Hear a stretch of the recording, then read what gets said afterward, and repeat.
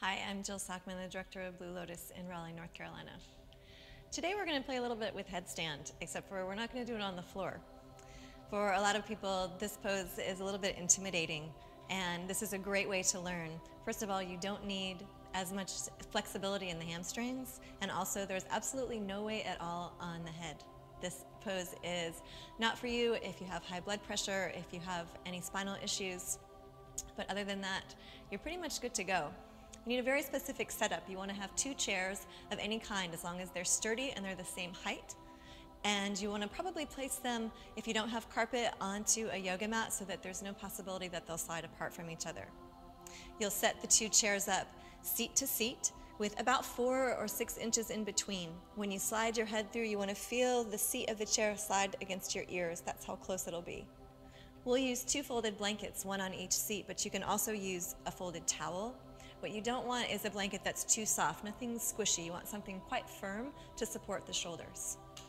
So Kelly is going to come in and show you how to get into the pose. It's helpful the first time if you have someone to give you a spot. And so I'll have Kelly come in and draw her head in between the chair seats. She's looking to aim her shoulders for the center of the seats, dropping her head through and then holding the front rim of the chairs with her hands. I'll ask Kelly to lift her right foot up. And if you have someone to spot you, all they have to do is hold the weight of the leg that you've lifted, and then they'll lift the opposite foot to the wall. And then you'll guide both heels all the way to the wall to start.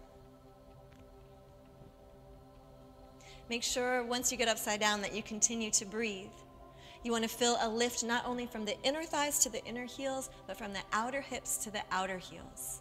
You can keep the feet resting at the wall, or once you get steady, you can bring the feet away from the wall and find your balance in the center. The hands stay on the chair seat for stability, the elbows drawing towards the midline. And if at any point you feel like you might fall or you're ready to come out, you'll just step 1 foot towards the floor, just trust that it's there, and the second foot will follow. Once 2 feet come to the floor, don't stand up right away.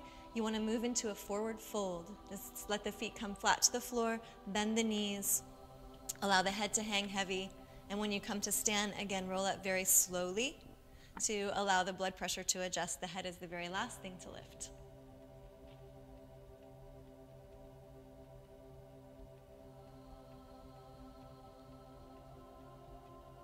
It's a great preparation for headstand on the floor, and also a great alternative for those who have neck issues and have been told that they shouldn't put any weight onto the head. It's also just kind of fun.